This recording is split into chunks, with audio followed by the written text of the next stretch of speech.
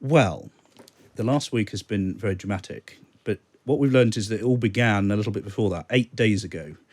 The Sunday Times, a couple of weeks back, said, Boris Johnson and Rishi Sunak might have a meeting. And Downing Street said, no, there's no plans for meetings, nothing in the diary. And didn't bother to tell anybody that there was, in fact, a meeting on Friday the 2nd. And it was supposed to be a peace effort. Boris Johnson's plan was to go into that meeting and effectively say, if you give me my honours list, nod it through, I will come and campaign for you in the Red Wall seats, we'll make a joint effort of it together, put the leadership to one side, and I'll help you try and win the next election. And for 25 minutes, they had a very decent conversation about strategy, tactics, and how you beat Keir Starmer.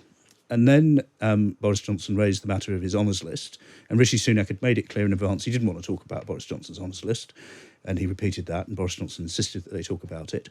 And what appears to have happened is that Rishi Sunak said that he would happily push through whatever list landed on his desk. Boris Johnson took that to mean that his entire list would be nodded through, but of course it goes to the House of Lords Appointments Commission first, who knocked off 3 of the sitting MPs who were due to get peerages because they can't be both at the same time. And Boris Johnson had told those people, including one of whom was Nadine Dorries, of course, that they were going to get a peerage. And then when the list dropped, they weren't on it because Holak had taken them off, put it on Sunak's desk, and Sunak then, in his view, signed off what he'd agreed. Boris Johnson is accusing the Prime Minister and the people around him of deceit, betrayal.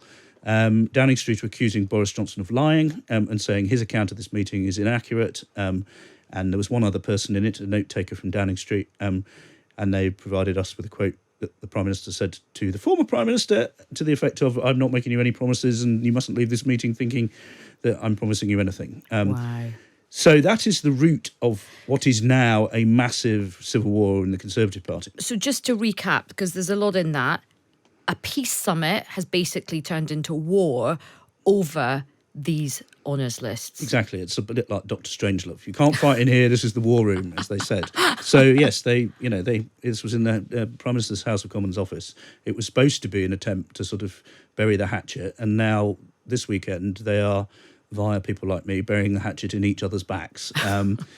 And that, of course, is only half of it. The other half of it is what happened with the Privileges Committee, which is what has forced Boris Johnson to step down, ultimately.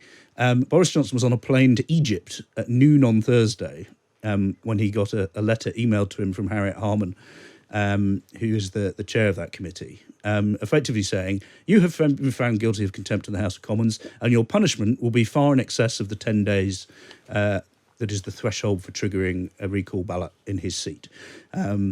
Now, Boris Johnson had been tipped the wink by various people, including the Whip's office, that he was probably going to get away with it. And our understanding is that 2 weeks ago, that committee was minded to give him a punishment of under 10 days. What changed? If you're Boris Johnson, you think a plot by Downing Street effectively ordered Tory MPs to kill off Boris Johnson because Rishi Sunak doesn't like him. If you're slightly less conspiratorially minded, what actually happened is that the evidence that was sent to the police suggesting that there may have been rule-breaking in Chequers, the country retreat, and the Downing Street flat was sent to those MPs. Now, it has so far been reported that they didn't even look at it. That is not true, and we are told that that actually was a decisive influence on them, and that the punishment they were looking at was 20 days. Wow. And the detail of that is quite interesting. So not only have they said he definitely lied, and I think a lot of people watching the hearings didn't think that there was sort of a killer smoking gun that proved that, but they've effectively said, you deliberately lied, we've got in your head.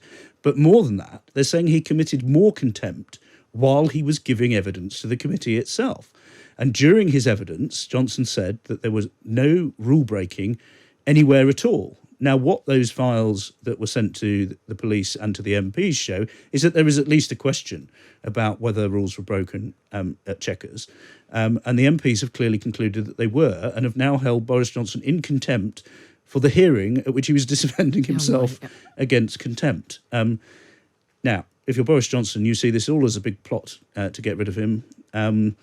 And what they seem upset about this weekend is that Rishi Sunak did not intervene to overrule the House of Lords Appointments Commission and did not intervene to push his MPs to back Boris Johnson in the Privileges Committee.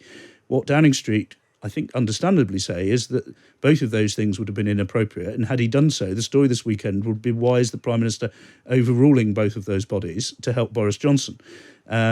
And of course, Boris Johnson did overrule those committees himself, got himself into a lot of mischief. And if you talk to people in Number 10, they'll say, well, ignoring these kind of people is how we got in this mess in the first place. But suffice to say, that is not the view that Boris and his chums take. And this weekend, some of the rhetoric is quite astoundingly rude. Wow. I mean, so much there, Tim, and just kind of fascinating to think that additional information about what happened during the COVID period, particularly with checkers, is the thing that has potentially, according to your sources, made the Privileges Committee take a much harsher view of the former Prime Minister. So what does Rishi Sunak do next, Tim? He's got these 3 by-elections. The try-election. The try-election. If that doesn't catch on, then I'll be very disappointed. Well, you created Omnishambles back in the day. I actually nicked it from the thick of it. But yes, I did help popularise it around here. You helped give it legs, as they say, give it wings. What is Rishi Sunak's team thinking now? I mean, they just can't seem to catch a break. We've got many listeners messaging in saying, actually, poor Rishi Sunak, we're Conservatives, we quite like Rishi Sunak, he's trying to do a good job, and this guy will not leave him alone. No, look, there's 2 things here. Boris Johnson is not going to shut up. There's every likelihood that Boris Johnson gets a newspaper column. There's every likelihood that Boris Johnson starts hosting a TV show. His memoirs are due out early next year, all in time to cause maximum destruction, if he wishes them to the Prime Minister. I'm told they don't have some kind of patsy candidate they want to run against Sunak. And I think some people are looking at what's been happening for the rest of this weekend and thinking, hang on a minute, where's this massive uprising that everyone was talking about? John Redwood, of all people, I think has been on Times Radio and said... He was speaking to me earlier today. Don't jump. Nigel Adams has resigned today, but that's a case with some complications. And I think he, I am told, is due to issue some kind of statement that will not be wholly unsupportive of Downing Street. Right. So he doesn't appear to be joining a kind of mass rebellion. We, myself and colleagues, have spoken to a number of people who have been kind of floated as possible people who might jump ship. Pretty well everybody we've spoken to, everybody we've managed to get hold of has said that is not the case. And it may just be that this is, at least in terms of the Houses of Parliament, a bit of a squall rather than a total full-blown hurricane that it might have been. Boris Johnson is not popular with his MP colleagues. He's not that popular with the public anymore, though there are parts of the country where he is. Where he remains most popular is with the party grassroots, and it's entirely possible Sunak will have a great deal of trouble with them going forward. But I think there are some people in Downing Street who think, look, he's no longer got a foothold in Parliament. That means he doesn't have to, pay heed to any kind of niceties, but it also means he hasn't got a platform to run for anything. Donald Trump could be elected president of the United States from jail. That is not possible here. You have to be an MP to be the Prime Minister. And at the moment, Boris Johnson is not going to run in any of these 3 by-elections. Friends of his tell me he's unlikely to run anything anytime soon. And you can see a role of him being a nuisance elder statesman that doesn't actually have a great deal of power about it anymore. A final question. We've got Anna Soubry waiting to come on. To put the boot in. What do you think? What do you think is Boris Johnson's biggest motivation now?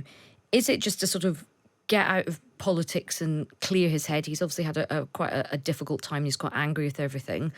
Or does he basically want Rishi Sunak to lose the next election? And is that his mission? Is that his sort of project in life now? I don't believe so. I think this week is evidence of lashing out, and they're very, very angry about what they perceive to be the events of 8 days ago. The last time I saw Boris Johnson wasn't that long ago, and he was pretty clear that he wants the Tories to win the next election and that he'd like to help beat Keir Starmer, which I think was the basis of the conversation that he had with the Prime Minister before it all went wrong. So I think, that's not his goal. The problem with Boris Johnson is he cannot abide not being in the public eye, which means he will keep saying things. Though clearly, if you say lots of controversial things, twice a week as opposed to twice a year, people become less interested in the things that you say, generally speaking. And he's normally quite good at preserving his speaking fees and his levels of exclusivity. So I suspect he'll be a pain in the bum, but when it comes to it, there'll be a lot of people leaning on him saying, you need to put your shoulder to the wheel here. And, a lot of the stuff he was complaining about in his resignation statement, the policies that Sunak's pursuing, why aren't there any tax cuts? Well, that's the sort of thing that Rishi Sunak wants to start moving towards in the autumn and into the spring. And I can imagine a world when this has calmed down a little bit, when this government starts to look a little bit more palatable to Boris Johnson.